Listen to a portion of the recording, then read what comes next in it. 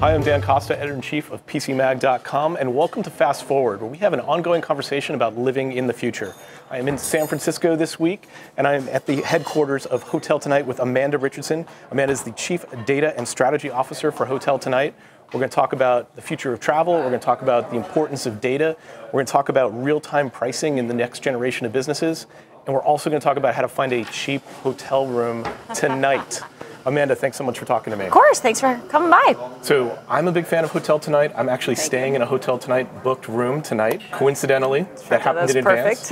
We did not plan on that. But for people who are not familiar with the service, why don't you explain a little bit about the app and the service and what makes it special? Yeah, we're the best place to get a last-minute hotel booking. So the industry is one where actually a third of all hotel rooms sit empty every night. So that creates a lot of last-minute opportunities for hotels to really attract demand. And for you as a user, that means that you can get special rates that are really just for you, whether you're mobile, whether you're out and about, really just taking advantage of that last-minute inventory. I think one of the things that's always an obstacle for us with users is hotel airline prices actually go up as you reach the flight time. But hotels are the exact opposite for a number of reasons. I think there's just fewer airlines, so the industry is super consolidated. Hotels have just a lot more diversity and are more willing to broker on those last-minute prices. And so we actually watch rates fall and have seen, in some of our bigger markets like New York City, we watch rates fall 30–40% within the last couple of days before check-in. So it pays to wait. It's an interesting dynamic. So you cannot, if you go to Hotel Tonight, you open up the app, you can't book a room more than 7 days out? That's right. So you have to wait, you have to be within that 7-day window, and then do prices change over that 7 days? Absolutely, yeah. So we see prices fall until that last day, and in fact, our date roll, the time we stop selling rooms, is actually 2 a.m. of the next day, and you can see prices fall all night. The inventory is constantly changing based on when hotels sell out or fill up or decide they've had enough or whatever the case is. I mean, we have hotel revenue managers who log in and change rates it's not uncommon to see 20–30 times a day where they're changing rates and trying to arbitrage and figure out how to attract people.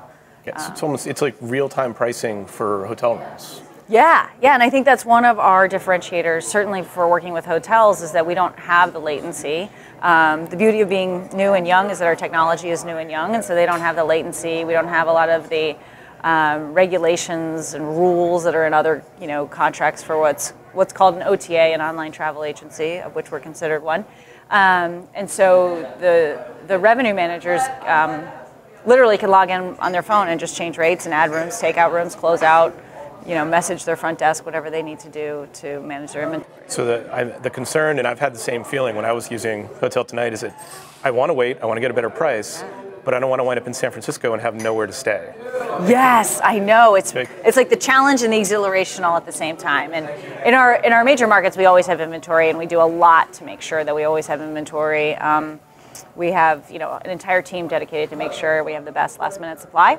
And I think what's exciting about it is figuring out like how low the price gets before the hotel sells out, and what neighborhood do you want to be in. But it also just creates so much more flexibility in your day and your schedule. When I travel, it's wonderful. I was in Paris and London visiting our offices there a couple weeks ago, and I just landed and I was like, wow, it is going to be beautiful and sunny. I'm going to go for a run on the Seine, and I'm going to book a hotel near the Seine, and I'll just walk a little further to the office. That's cool. Whereas had I booked probably 6–8 weeks in advance, I probably would have been at some, generic American chain hotel that was near some generic museum, and had a fine experience. But this way I got like a cool unique hotel that was actually an old fabric warehouse, and so everything had like these custom fabrics that they had used, and just felt very personalized and very boutique-y and a little cool.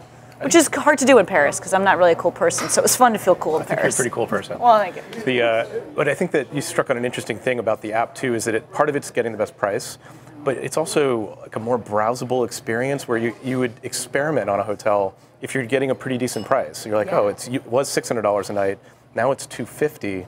at $250, I'll give it a shot and I'll have a great experience that I wouldn't have been able to have otherwise. Yeah, and we really pride ourselves on having boutique, unique inventory that you probably have never heard of, because these aren't companies that are big enough to do TV advertising and catch your attention everywhere. And so we spend a lot of time making sure we have really cool, unique inventory that we can introduce you to. And that's our value proposition to hotels as well, is we're going to give you the exposure and the access to, tech forward, we tend to have a younger demographic.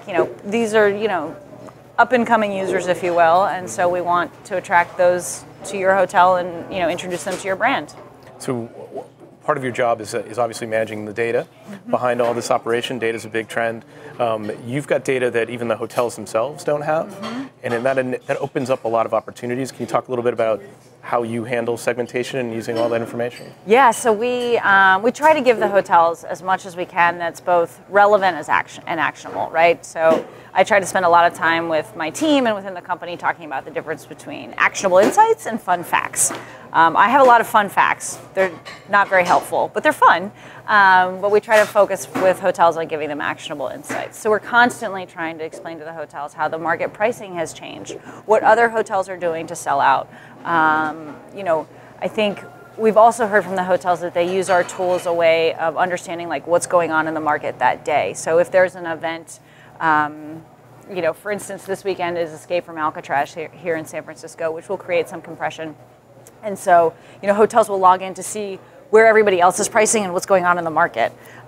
So that's data we provide to the hotels. And then on the user side, I think it's important to know, where are other people looking to stay right now? What's popular amongst the crowd? So that's an indication of what might be the right choice for you. That could be good or bad, I have my moments where I'm like, oh my God, 20 people are looking at that hotel. I'm not going there. It's going to be super crowded. Let me go where it's quiet. But then there are days where you're like, there must be something going on. And then we try to also personalize a little bit, both in terms of results as well as we have tools for the hotels to really target the different types of users and segment the different types of users they want.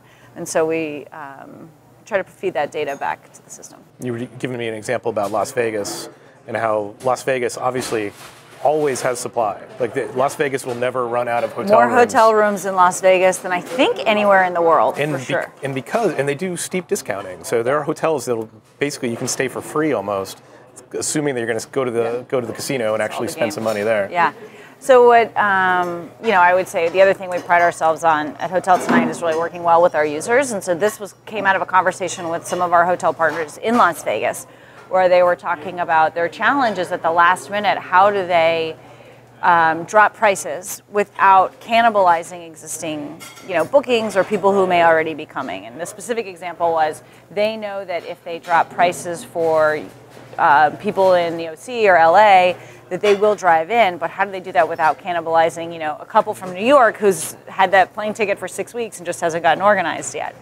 And so we came up with this idea of geo rates, where we actually target the users based on where the users are in that moment. And the intent is to really drive demand. And it works here in San Francisco, where some hotels will choose to target the airport, and so they really want to get travelers. Or they want to target people who are already downtown for meetings, and so they'll set a rate that's only available to users that are within a couple miles of the hotel, on the hopes that you haven't made a booking yet and you're here for work and you're going to grab the room. Or, hotels in Napa will target San Francisco. So it's all about finding different ways to attract different users. We have it broad, from a country level down to, sometimes metro city levels. It's an interesting dynamic, too, because it is so customized based on individuals. And you got to imagine in the future, we're going to have every business is going to be like this, where supply and demand are constantly going to be in flux. The thing that I worry about is businesses are going to have divisions dedicated to this, to pricing, into supply chain management. I feel like consumers are not necessarily always as savvy, and there's a lot of opportunities that they're just going to be taken advantage of because they don't have enough information. I mean, yeah, we spend a lot of time making sure, one of our core values is respect, and we always want to do right by our users, and that's not just our app users, but also our hotels. We want to be a fair marketplace, because if either side isn't winning, we're definitely not winning. So, but I think it is finding ways for users to understand what drives those different prices. And I think it's hard as a industry and as a company, as we, you talk about machine learning, you talk about artificial intelligence, you talk about where the world's going, and And you do end up with these, what are affectionately known as black box algorithms, where you don't know what the big driver is, but you know it's working. And so how do you make sure it doesn't feed on itself in a negative way? I mean, we were talking a little bit offline beforehand around even the bubble that can be the news media and what you hear in, what you see in your Facebook feed based on who you are and who your friends are, and it kind of feeds on itself. So personalization has like a good side, a white hat and a black hat, a good side and a bad side. So you're saying even the vendors themselves may not understand the algorithms that they've put into place. Right. They just know that they can measure the outcomes positively or negatively, but they may not understand how it works. Yeah. Which I don't think a lot of people realize. I mean, that's how these, a lot of these machine learning tools work, as opposed to, 100 years ago when I started in product, we would just, pick the 5 or 6 leading indicators and say it's 20% based on this and 30% based on that and 20% on this. Now it's like, let me feed all the data into the machine, let the machine power through multiple cycles to figure out what the driver is.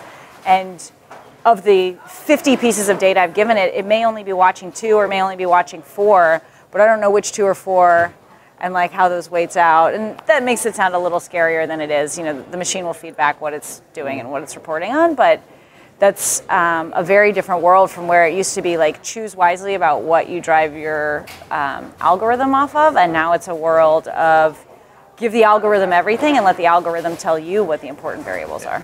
We're moving from a world of A/B testing, where you would decide what to test, and you would set up an A/B test, and you'd get back your results and then make changes, to test all the variables all the time.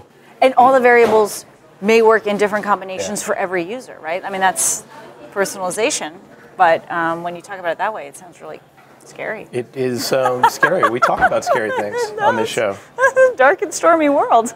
Like, can you think of an industry that, so I think it's pretty clear how real-time pricing and this last minute, we called it, I think, anti-surge pricing.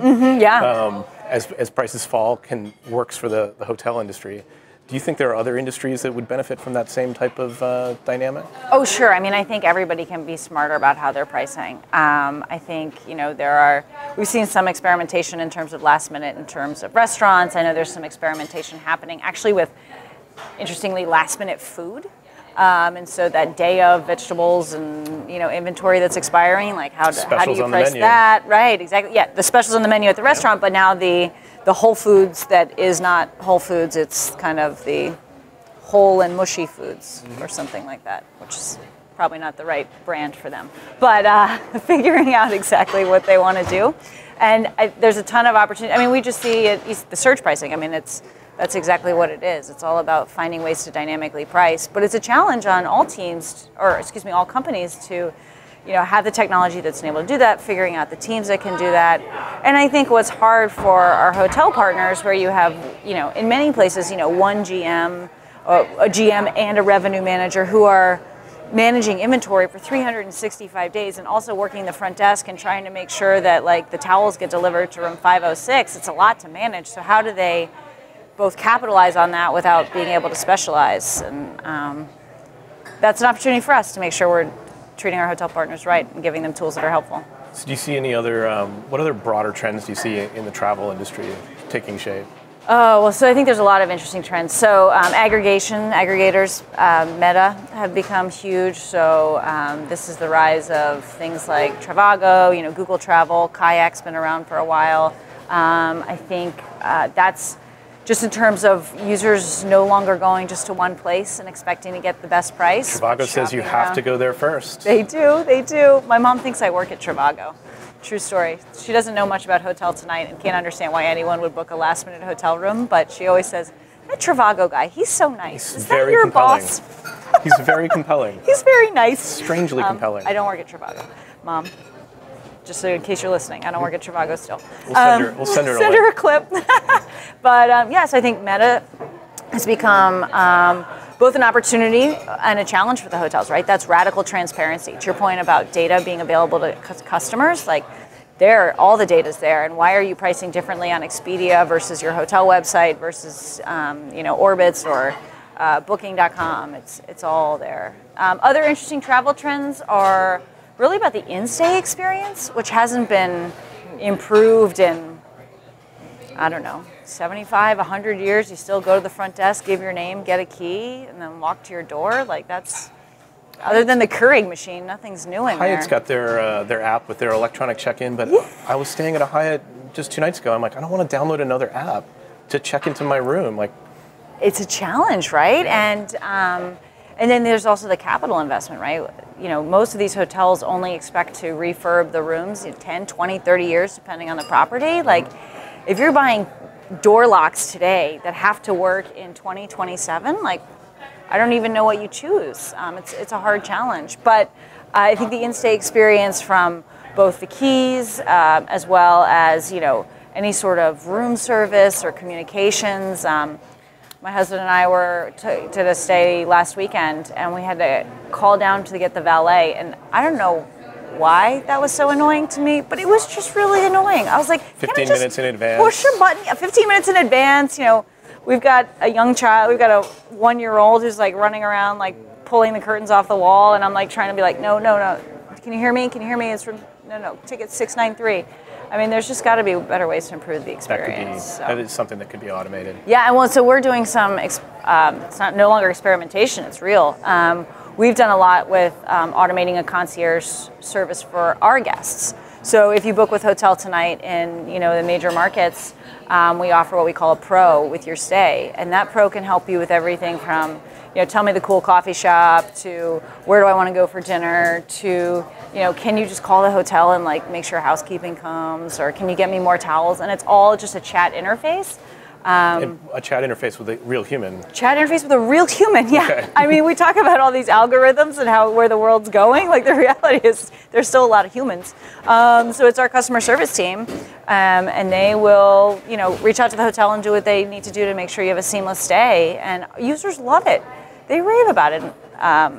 Just because they have all the numbers, they don't have to find the number for the front desk. They don't have to figure out the front desk, and it's 7 different buttons on the phone, and then they don't work. And it's just all, you know, very easy and seamless, and it's the interface where you want to be, and for better or for worse, we're all on our phones all the time. It's in your pocket. And so, yeah, we've seen, you know, incredible both conversion and retention rates with that. So, you know, I get a lot of questions when people say, oh, God, that must be so expensive to have this team of people. And no, we have full-time, you know, not small, sizable number of people answering these calls, but it pays for itself because it's just a better customer experience. And do people have to pay extra for a pro? No. Yeah, it's just part of it's built into part of your booking, yeah.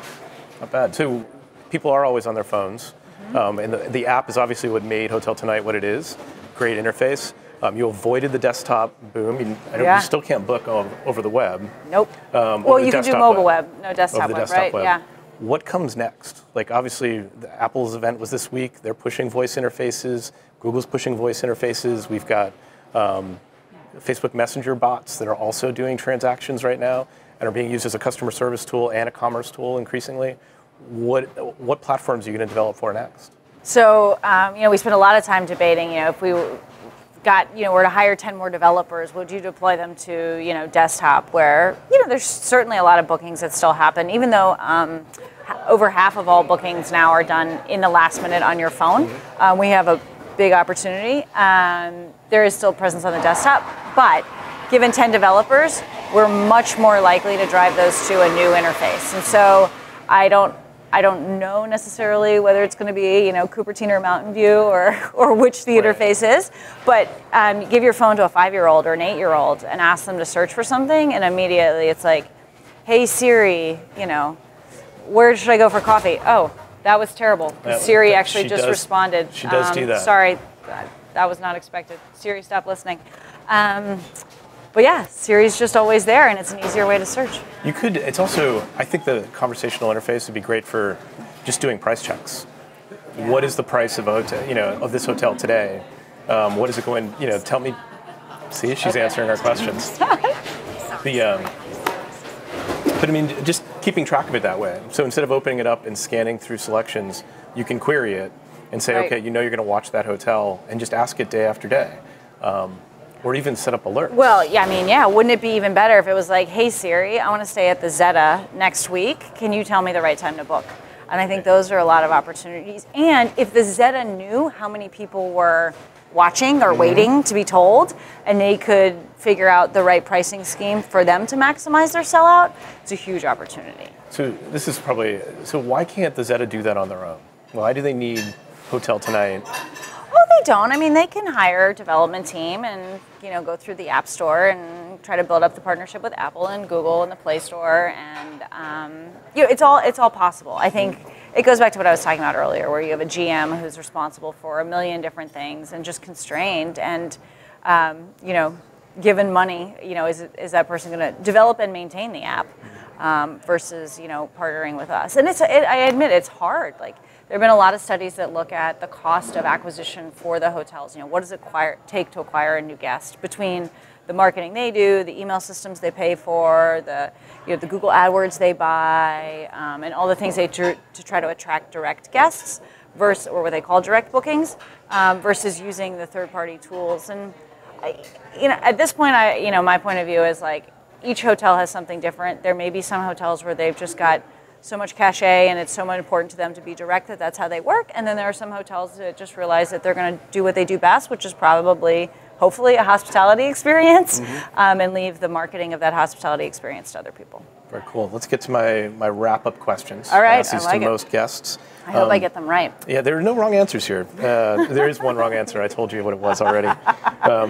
What technological trend most concerns you? What keeps you up at night?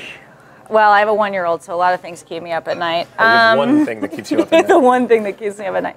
So I do think about voice a lot, because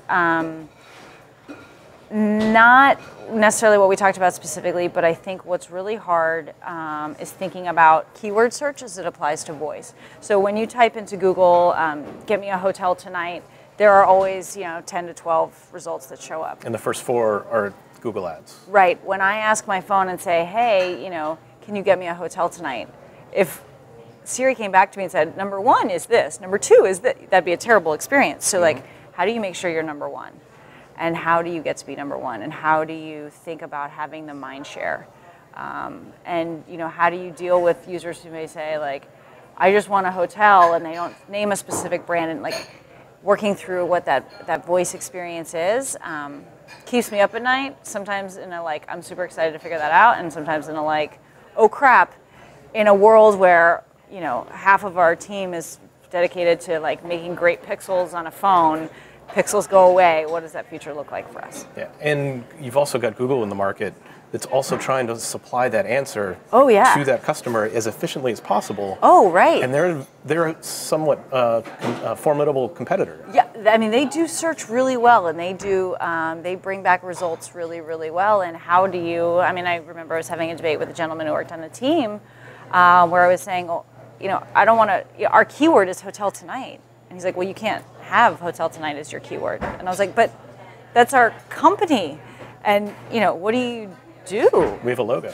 I know, right, exactly. Like, we can't rebrand because voice you won't give me the keyword, but what? And they're going to move from the search box to voice, and also, but all of their searches are going to be assistance driven. Right. They don't want to give you a list. They want to give you one answer. Right. And it may be conversational to figure out what that one answer is, but like, how do you make sure you're in all those branches, and what does that mean to the user, and what value does Hotel Tonight provide then? Like, I think that's the other thing I think about is what is that experience, because we mentioned it earlier, like part of what we hear from users is fun is, I certainly know people who like stand in the checkout line at Whole Foods on a Saturday because it's forever long and are just thumbing through like all the places they could be instead, like, oh, look at that pool in Napa I could be at, and you lose that experience. So what does that really look like longer term? I think there's, if you look at the difference between people that flip through people don't flip through web pages when they're waiting in line, but they do flip through Instagram. Yeah. They'll flip through Facebook.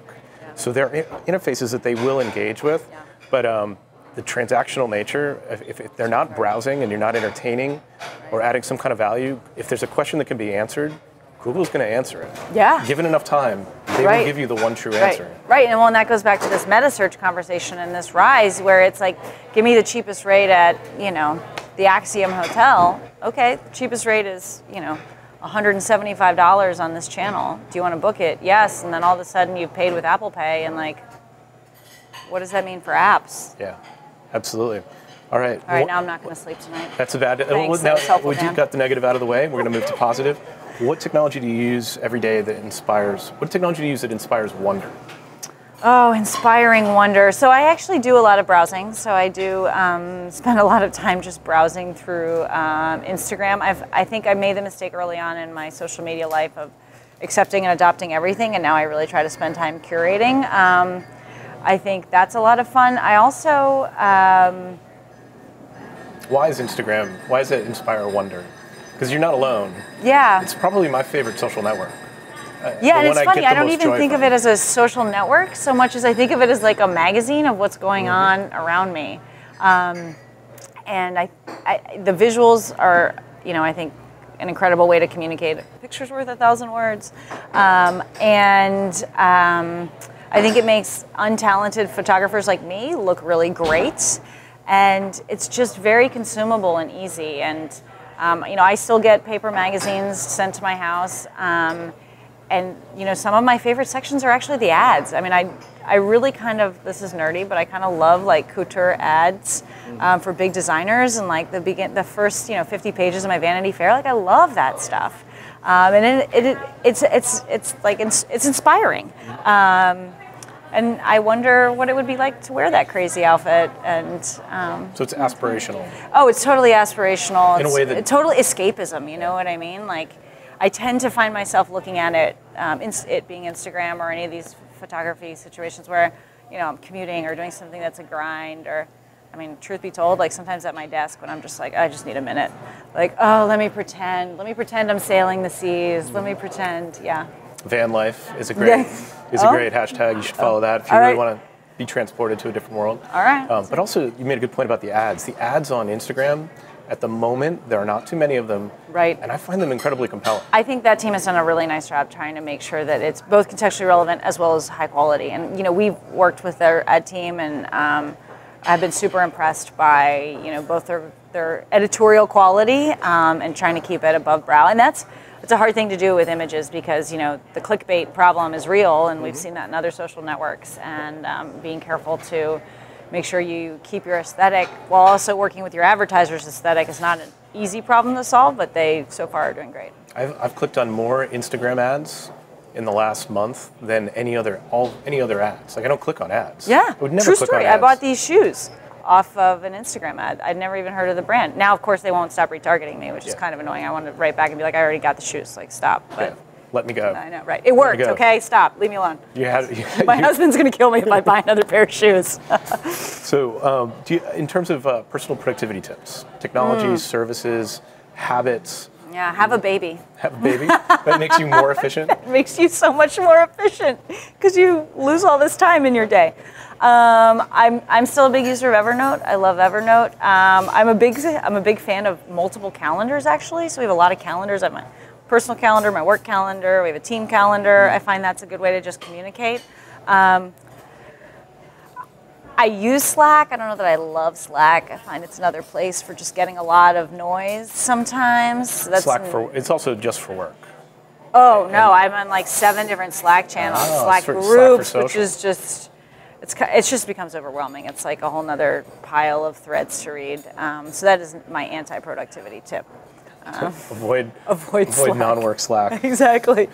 So how can people find you online? How can they catch up with what Hotel Tonight's doing? Yeah, so I tweet occasionally, so you can find me in the Twitterverse on @AmandaRich01, or my email address here at Hotel Tonight is Amanda@HotelTonight. So I'm always around, love to catch up.